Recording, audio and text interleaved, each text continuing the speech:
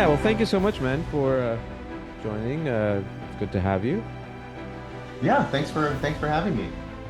Wonderful. Um, Um, like most of us, I'm not sure if I'm assuming you grew up on Spielberg, yes. 80s and 90s, and films like obviously he's directed a lot of films, but the ones that he produced that got really a lot of recognition were Goonies, Back to the Future, and Gremlins. And Yeah. Gremlins has been one of the things that's been, I know ever since the internet came on, like in the late 90s, there has been a talk about a sequel, and it never happened, right? And Right, now right. the animated series, the mini series that came out, which I saw over the weekend, and I was quite surprised by it in the sense that I didn't expect. I mean, I should have put the two together. HBO, I didn't expect it to be for older like I thought it was like a Yeah, kiddie. it's a little darker than you'd Yeah, expect, right? yeah, Yeah, yeah. yeah, But it was good. I enjoyed it. I enjoyed it. yeah. Yeah, I Lots mean, of you can't have Gremlins without being a little darker than expected. That's kind of in the DNA, right? Even when it yeah. first came out, it was like one of those, shocking parents were like, "What am I?" I remember seeing it with my parents, and they were like, "Should we have brought him here? Brought Yeah. him to this movie?" Yeah. But what's It's pretty great. interesting, it when the second one came out, that was less darker than the first one. I don't know if you Yeah. remember. That Yeah. was more They of a leaned a lot more comedy. into the Yeah. camp in that one for Yeah. sure. Yeah. Awesome, man. I was going through your work, and you worked on several Star Wars animated series. Correct me if I'm wrong, right? At least that's what Hmm. IMDb says. Yeah. Just tell me your journey. I mean, how you came to be where you are, what inspired you, what got you into doing the work that you do. Well, I've always been, ever since I was a wee little child, I've always been fascinated by animation, and I think at a very early age, and film in general, but Mm, most specifically animation. Um, at a very early age, I knew that's what I wanted to do, against my parents' wishes a lot of times, but at least I had somewhat of a direction. So yeah, so right out of the gate, I went to art school in San Francisco. At the time, I'm dating myself a little bit. They didn't even have an animation program. So I went into the illustration department and just hmm. figured, I'll figure it out, if as long as I can learn how to draw, uh, at a certain level, then, I'll figure my way into the animation field somehow, some way. And so was studying there, and while I was there, I found out about some local studios that were currently in the Bay Area. It's a Hmm. funny story. I actually was catching the 38L for those watching that are from San Francisco and know the Muni bus lines, going to school, going to class, and I saw another writer had a Simpsons crew shirt on. And so I saw this guy, and I walked up to him and I was like, "Hey, you worked on The Simpsons?" He's like, "Oh yeah." And but I could tell from his bags and whatnot that he was heading the same direction I was. He's going to the same college that I was going to. And I was like, "Well, if you were working on The Simpsons, why are you going to school?" And he's like, Yeah. "Well, I decided I wanted to pursue, some other things." And I was like, "Well, then how did you get into animation?" He was like, "Well, I just went and knocked on some doors. And when I was coming out of high school, I did an animation reel and sent to some studios." And he suggested the same thing to me. He's like, "You should just knock on some doors." And so he gave me a list of a couple studios that were actually in San Francisco at the time. One of them being Twitching Image, which was Henry Selick's studio that did Nightmare Before Christmas, Mm. and so I found out about them and went and knocked on their door, and basically was just persistent, and like week after week, I just kept coming back. And finally they were like, fine, let this kid in. And that was my first internship on James and the Giant Peach. And so I was going to school while doing my internship, and met a lot of great people, sort of met my tribe of, filmmakers that, were into the same quirky things that I was into, especially in San Francisco, Right. and ended up, uh, going from, an internship in the story department on James and the Giant Peach to working in the ink and paint department at Colossal Pictures. It was a studio that was doing all the Eon Flux Mm, um, shows, as well as the all the liquid television, like interstitials for MTV at the time. Um, and then yeah, so I just, that's how my sort of animation career started. And I was sort of a junior animator for a very long time, for a while, doing like an assistant animator, and then sort of moved my way up through the ranks to story artist, directed some things, and then I had my own studio for a little while, called Maverick Studios, based in San Francisco. hmm.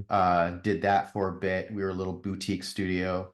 And then I got tired of running a business and wanted to Yeah. focus on learning again.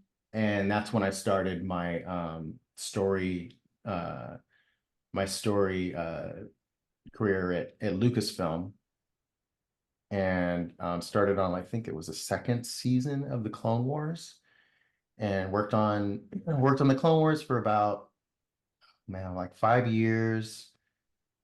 Took a break, went and worked for Paramount for about a year, then came back to Lucasfilm for another 5 years, before, I decided to make the jump and go to Warner Brothers to work on Gremlins, and see what it's like in the LA pond of animated studios.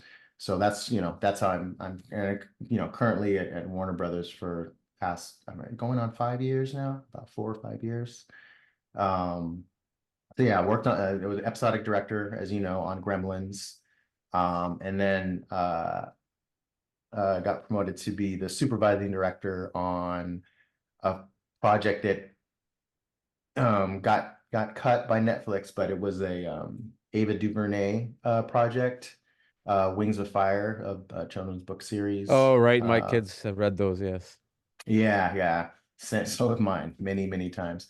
And yeah, and so then after that, I was supervising director on Batwheels, which is another HBO Max children's series, sort of like Cars, but in the Batman universe. And Mm. that kind of brings me to today. So I guess that sort of sums it up. That's awesome, man. That's such a great story. And James and the James the Giant Peach, correct me if I'm wrong. That was in the mid 90s, right? Hmm. Around that. Yeah. So Yeah, it's interesting because I'd be curious to know if you tried and other plays, which is where you are kind of indirectly working on Gremlins now. Well, not necessarily there, but associated with that. DreamWorks started around that time, and DreamWorks yeah, Animation mid 1994, and their first film came out in 1998. And I've spoken to a lot of yeah. directors and storyboard artists from DreamWorks. And was that ever in your On radar? the radar. Oh Yeah, yeah, for sure, for sure. I think, especially when at that time, I feel like DreamWorks was doing like the edgy stuff, right? they were. There was like Disney was like, doing what Disney does. And then, Shrek was like this anti kind of Disney Yeah. kind of property. And so, yeah, so they were definitely on my radar. I definitely was interested in working with them, but it just, yeah, at the time, like I said, I was in the Bay Area, and I was still in school, and Yeah. still in college, and I still wanted to do that. I still wanted to sort of continue my education, even though I was, learning, I had another education going on, actually working in the field. Um, And at the time I actually, as sort of cutting edge DreamWorks was at the time, I felt like the stuff that we were doing in the Bay Area was just as edgy and just as, Sure. working in the Bay Area at that time was like we were kind of like you know, the little, the go boot, the outliers, we were like, trying to, especially with like, Eon Flux and, the colossal pictures and the Wild Brain was the other studio at the time.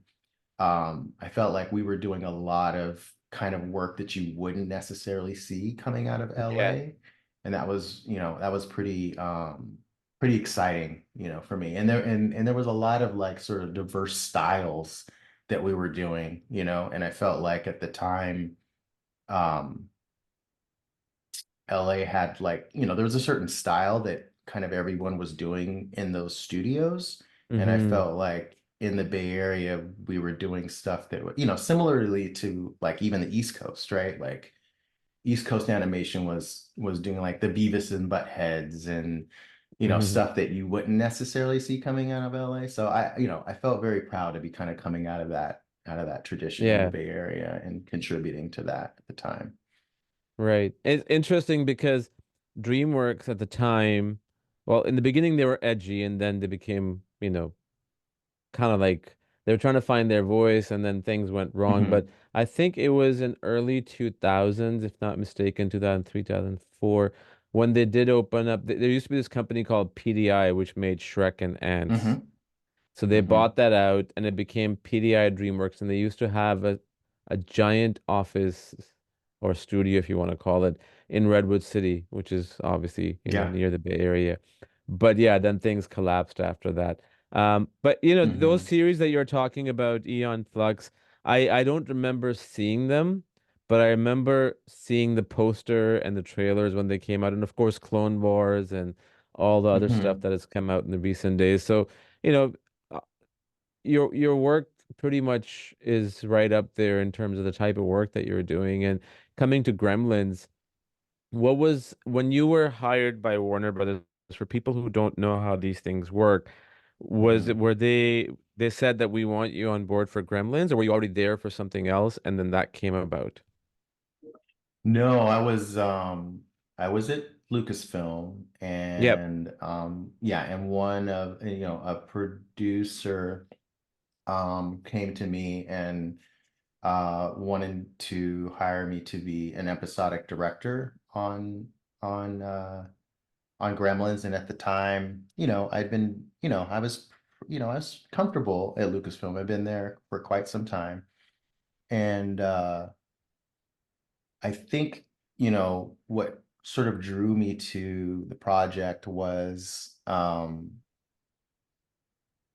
it, first of all, I was, a huge fan of Spielberg and a huge Hmm. fan of Gremlins, right? Right. I've always been sort of partial to the sort of darker sort of content. And I felt like, after years of working um, uh, in the sort of Lucasfilm tradition, it felt like a natural transition to go from like Lucasfilm to Spielberg, Mm. because Of they've done a lot course. of movies Yeah. together and like, and I felt like I would be able to contribute, and grow as a filmmaker um, in that way. So one of the uh, line producers knew me from Lucasfilm and thought that I would be a good fit for the show. And so she reached out and, the timing was just was good. And I felt like, it felt like the type of show that I could contribute to. And it felt like the type of show that all of my work at Lucasfilm would benefit, like the show would benefit from the experience that I had working on Lucasfilm projects. Right. And you said as an episodic director, were you specifically focused on one or two episodes? If so, which ones was your hand involved Yeah, in? I did the second episode. I did the zombie episode, where it's called, they're called Okay. Jiangxi, Yes, yes. the jumping zombie ones. Mm-hmm. And I did the one where they end up getting where Gizmo gets stolen and Okay. stolen. Closer So to the that, end. yeah, Yeah. closer to the end. Yeah, yeah. Yeah. So there was four of us as far as episodic directors go, and then we had one supervising director, Michael Chang, great guy, really, really talented. Um, and yeah, so we would each, and then on my team, I had a team of three story artists that I worked, very closely with. Um, but yeah, that's sort of how it all sort of broke down. Um, yeah, great scripts. The scripts were amazing. Um, uh, Z Chen and Brandon Hay were the executive producers Yeah. that were sort of the ones heading up that, and the scripts they were great. They were laugh out loud as you're reading them, so that really made the process and the of directing that much easier when you had such a great thing to start, such a great script to start from. Yeah. And in the credits it said Joe Dante as a consulting producer, Mhm. I think, if I'm not wrong. Were Yeah. you ever in a sit down meeting with him, like to kind of go I over Yeah, no, I wasn't. I think it was mostly Z the and executive producers? Brandon, yeah, that were involved in that. Yeah.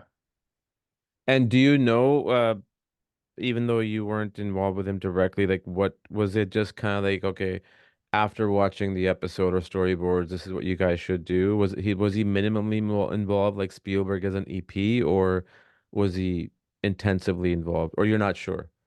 No, I mean I can't say for sure, but from what I know, I don't think he was that involved. I mean, I'm sure that, he was definitely, we definitely wanted his blessing on everything, and same thing with Spielberg. We would always have, those scary Spielberg approval moments. But yeah, but it seemed, like I said, the scripts were so great, the team was so talented. The notes, always seem to be pretty minimal uh along the way. Um Right. so yeah, that just makes, it just tells me that they must have liked what we were doing. Sure. Makes sense.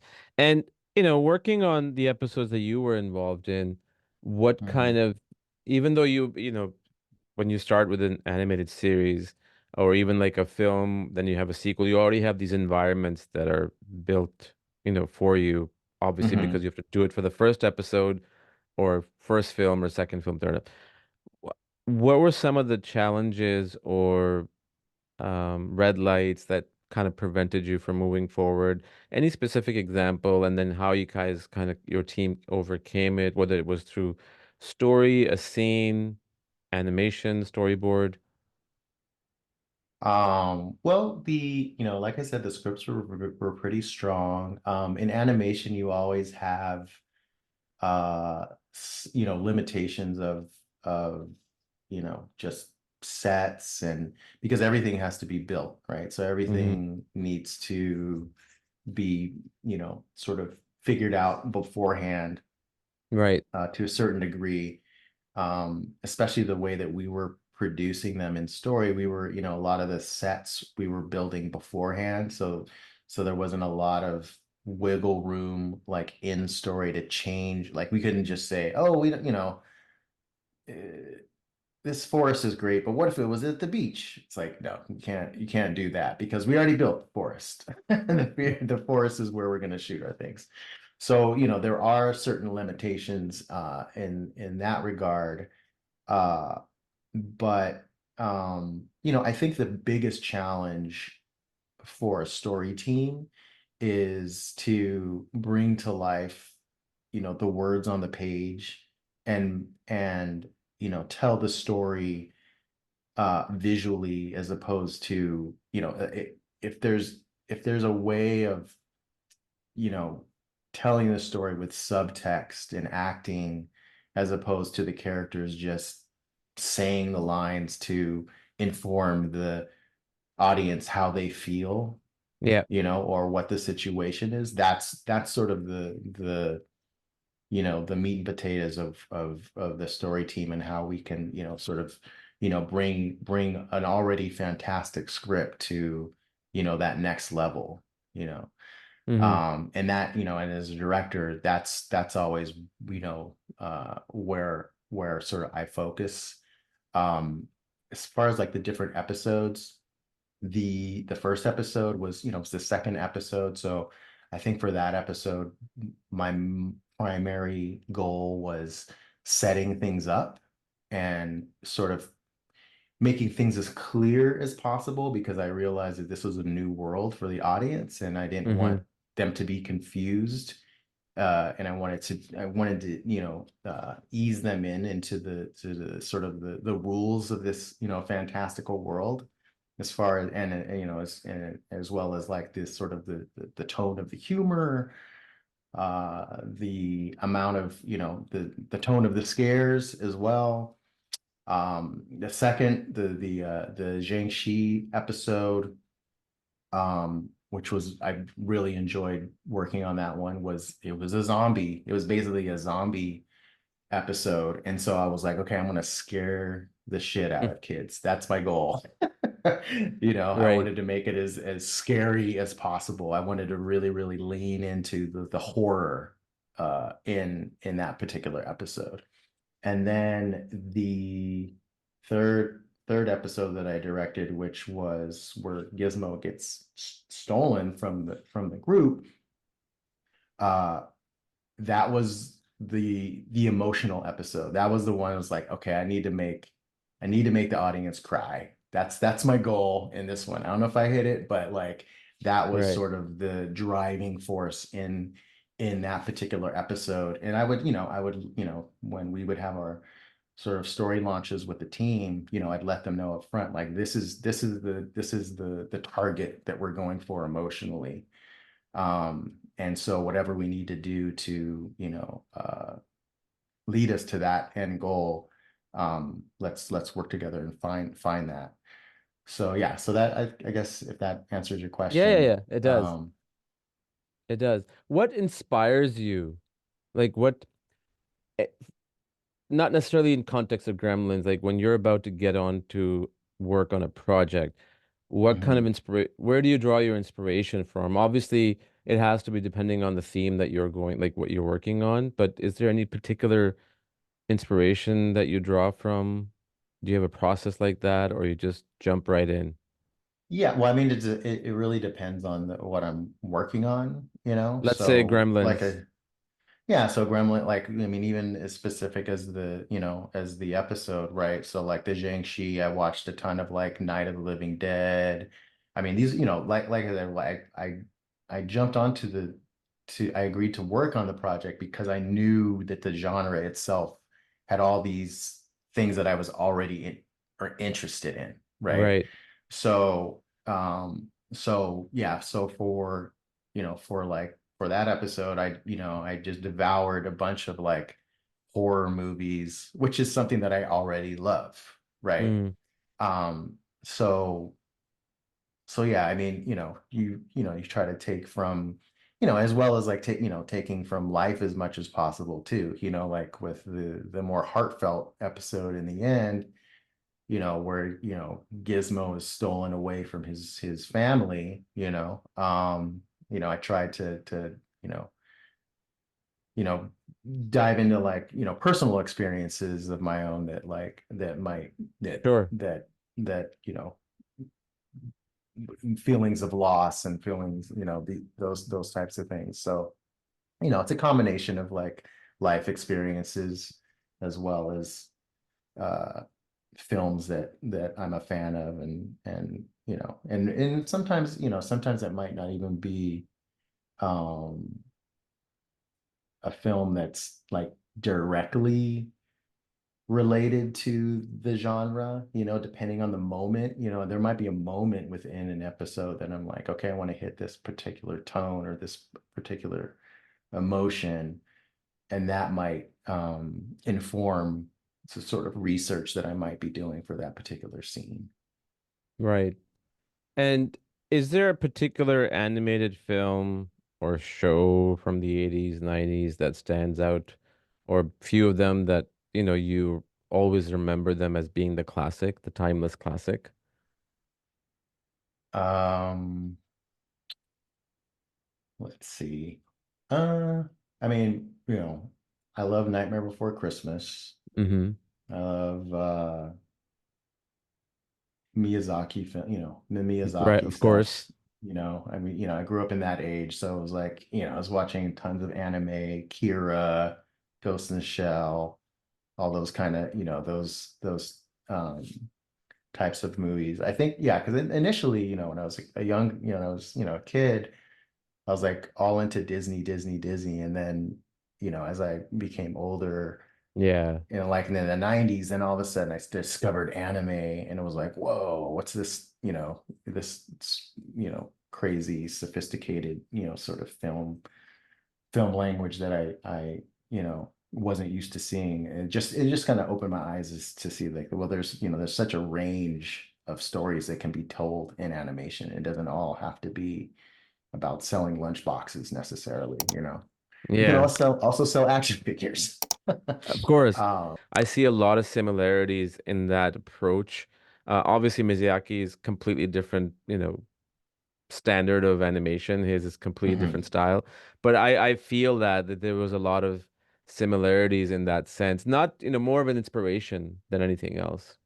Yeah, well, I think the Gremlins, credit to Z Chen, was definitely, it's a traveling show, which is Yeah, also like very difficult in animation because every new episode is a whole new environment, it's a whole new place, yeah, as opposed to your like sitcom where everything takes place in the living room, yeah, yeah. Um, and I think a big part of it was a big, something that we were really aiming to do was to show, Chinese culture and mythology, and really leaned into that and really tried to, you know, um, show the diversity of the different mythologies, the different landscapes, the different places, the different people.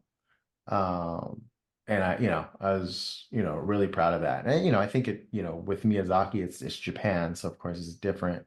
Right. Um, but yeah, I think that um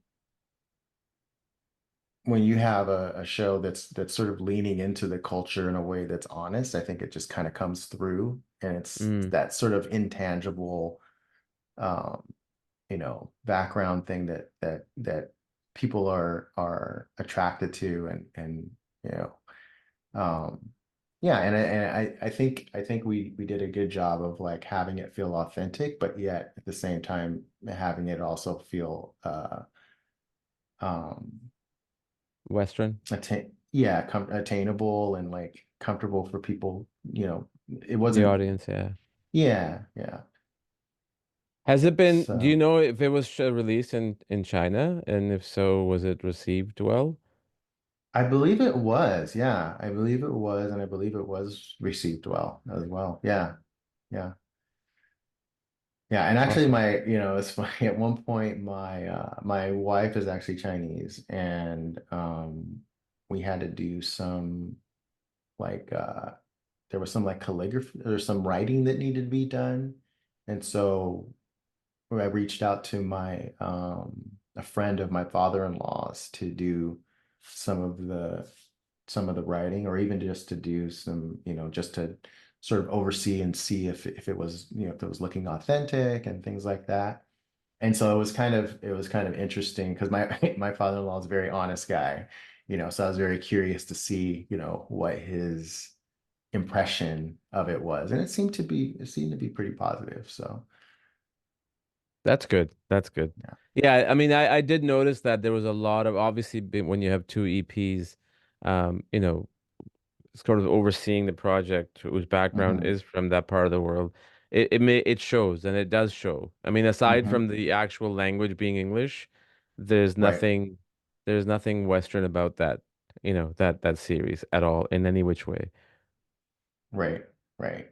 Yeah, and that's what we were going for. And it's I think that was, that's the charm. That's definitely the charm of the show.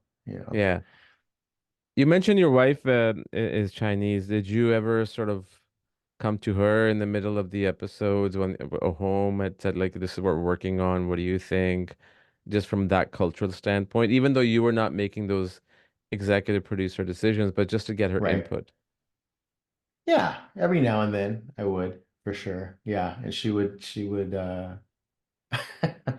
yeah, what would her reaction be? Yeah, because I mean, well, she's not really into horror. Go- So That makes there's that makes only it so difficult. much that I could go to her about, Yeah. but yes, we would have those conversations and yeah, I mean she just loved Gizmo. She was like, he's so cute. Uh so yeah, cuteness is a pretty universal Yeah. universal feeling. But It's yeah, I kind of would like I would come Baby to her Yoda. for some things. Yes, the first Baby Yoda. Yeah. Yeah. It's funny they look alike in quite, the ears and hmm original. If you look at Yoda and the original Gremlins, like, there is that the ears and the similarities, and it's cool. It's good. It's nostalgia and it's awesome. Yes, definitely. Yeah. Definitely. Go on. Were you gonna say something? No. Okay. Just a few more questions. One, when the f series was finished, and you Mhm. obviously there's a whole process of screening it, and what was the initial reactions that you guys received from anybody, or if there was ever a test screening, or studio screening? What kind of, do you remember that day when that started happening, or certain experience that the audience, whichever that may be, started receiving it? I'm not talking about when it's released. I'm talking about before it was completely put on HBO Max. Right. I think from what I mean, I think we got I mean, people were pretty into it. And I think, like with anything, you are just hopeful that like the general audience is going to love it as much as you do and Yeah, as much as they do in the test screenings and whatnot, and you know and we have your screenings with your executives and your screenings with Luke with Spielberg as well, and they all seem to be fairly positive, but I think there's still that like you're still waiting for like, okay, what is it, what's the Rotten Tomatoes yeah, it's gonna pretty good ultimately be? actually. Yeah, yeah, no, we were really, really pleased with. I think that people that actually that, that the saw the show had a similar reaction that you had, right? That it was like they were surprised that we went as dark as we did, that we, and that and yeah, I was really, really happy with the reaction that we got, from screenings and executives and Spielberg, as Yeah, well as, from the general audience. sure. Yeah, couldn't be happier, actually. And when I watch a movie or a series, I mean there used to be a time when I used to look at Rotten Tomatoes before, but then I stopped doing that it's Right. been like almost 10 years because I started noticing Rotten Tomatoes start building like a preconceived hmm set up for me. Like, okay, and then I'll start, oh yeah, I understand why Rotten Tomatoes didn't like it. Like, you know what I mean? Like critics, all the critics. Right. And now I do it afterwards just to hmm see if I am crazy that I like this or if I'm Right. crazy I don't like it. And I was Yeah. shocked to see after I finished watching it because I thought, okay, this was pretty good. This was really good series. And 23-minute episodes times 10, that's almost 3.5 hours, 3 hours and 40 minutes, and I Right. watched it in two different settings. And I was surprised, but I wasn't surprised that it got 100% by the critics and 86% by the audience. And I was like, wow. I mean, you rarely see nowadays audience and critics that close. Normally it's one way or the other Right. way. Right. Right. Yeah. Yeah. I mean, yeah, I mean, like I said, the scripts were really great, but Yeah. I gotta say too, maybe, part of it might also be like this hunger for like something Gremlins, right? It's been so long and people have been so hungry for like like you were saying, like a sequel. And I found that like the criticisms that I did see, and it's been a while since I looked, but they seem to be kind of in the vein of like, this was great. Not the criticisms that I did see weren't like necessarily criticisms of the actual show, but were more like, this show is great, but I wish it was the live action movie. Mm. So, I'll take that. Yeah, yeah. It's Of like, course. so it's like, I get that, that, want to like have the live action movie, but this isn't a live action movie. And if that's the only criticism you're going to give us, then I'll take it. Yeah. Yeah. And sometimes these, again, I don't know the strategy of studio, but based on being in the industry and how I've seen things, sometimes these kind of shows are put out there, obviously, because from storytelling standpoint and because there's an Hmm. audience for it, but also to see how it does, to see if there is a possibility of Mm. making a live action film, right? Hmm. Hmm. So that would be interesting if that happens because it received really well. It was a good series, and Hmm. I believe one of the reasons it really worked, aside from the nostalgia and good story, was you guys went to the dark side, which is something Hmm. that doesn't really happen. Nowadays everything is like, there's ratings and like, somebody might be smoking, be careful. There might be flashes of lights, be careful. So Yeah. it Yeah. went the completely traditional way, the 80s way. Like, let's put it Yeah. that way. Yeah. Yeah, I mean, it's like you have, and I think what's kind of nice about it too is that it's still family entertainment. Yes. It's Yes. still, because like you're saying, it's like you have like kind of the young kid stuff, and then you have anime. You have like, stuff that is definitely not for kids, right? Um, Although they probably are still watching it. But what I We did. loved about Gremlins, and yeah, but what I loved about Gremlins is that it is like it still is a family show, but it Yeah. still has still has horror and as a kid, like I loved that kind of stuff, and I loved like you know uh the sort of darker kind of horror, scary kind of stuff, like you know to me, I think sometimes you know we as a culture get into this mode where you feel like we can't scare kids. But I think, Yeah. and maybe, and some kids are wired that way. I have two kids of my own, and one could handle it and one can't, right? But I mean, I grew up loving like campfire ghost stories and things like that, right? Yeah. And I think that there should be, there should be, even in kids programming or family programming, I think that there should be a place for that. And it doesn't always 100%. have to be, uh, you know, Yeah, no, bubblegum and sweet I all the agree. time. I agree with you because it builds them up in a different way too. Like there's other Yeah, elements in life that will help them with that, right? So there's right, that right. factor too. But yeah, no, it's a great series, and I don't know if you are aware. At least I read this on Google. I could be dead wrong. Is there a season two or that you're aware of that's being worked on that you can talk about? If not, you don't have to answer it. We can just skip the question. Yeah, I can't really say. Got it. Yeah, What yeah. else are you working on? Anything exciting besides that you're able to chat about? I can't really Okay. talk about it. Yeah, I just finished supervising director on Batwheels, like the second season. When is that So coming out? it just recently started airing. So and Okay. they're gonna be releasing them in chunks. So it's actually out right now. The Okay, first great. first couple episodes. And how many will there be? 10? I believe so. Yeah, Okay. something like that. 10, Okay, that's 12, something like awesome. that. Let's chat about that down the road if you have time. I would love to. I'll have to Sure. obviously have to Yeah, watch anytime. the series and get on the speed with it, but would love to. Yeah. And I'm working on some other stuff too. hopefully later down the road I'll be able to talk about it though. Obviously, no problem, and Yeah, I understand.